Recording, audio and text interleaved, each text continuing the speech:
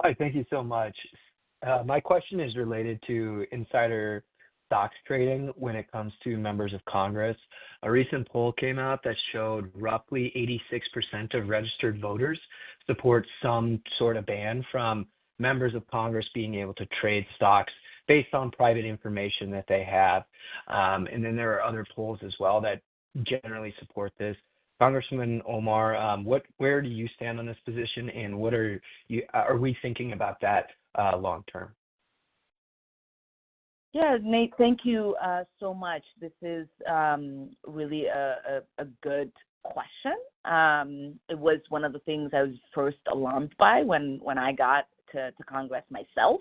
I personally don't have stock, and my spouse doesn't. And I've been working with many of my colleagues. We have a couple of pieces of legislation pending where we are not only banning the member, but also banning their spouse. There's a lot of ways.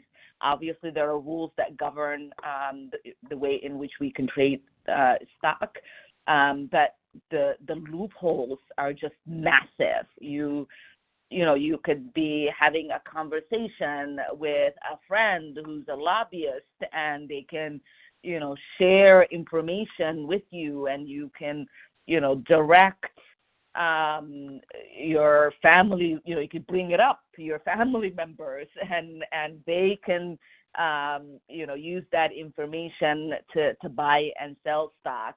We have situations where people have their own family members who work in this environment, who are sharing that information with other spouses. So it is a really corrupt way for folks to govern. And I will end with this.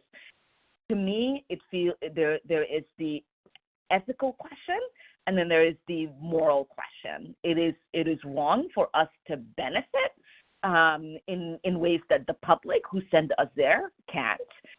It is also just ethically wrong for us to be able to utilize a system that we regulate ourselves, and a system that can be manipulated by legislation that we pass. You'll see people who will advocate for starting a war or putting sanctions or, doing those kind of things. And then you'll see a correlation with their stock sales and purchases.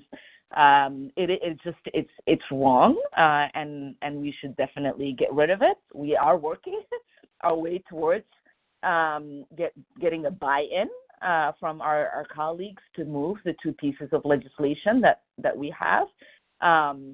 But I think the danger is because, like you said, so many of our members are own stocks. So it's going to take that 82% of the public that support us not having stocks to be loud about that and to make it an election issue.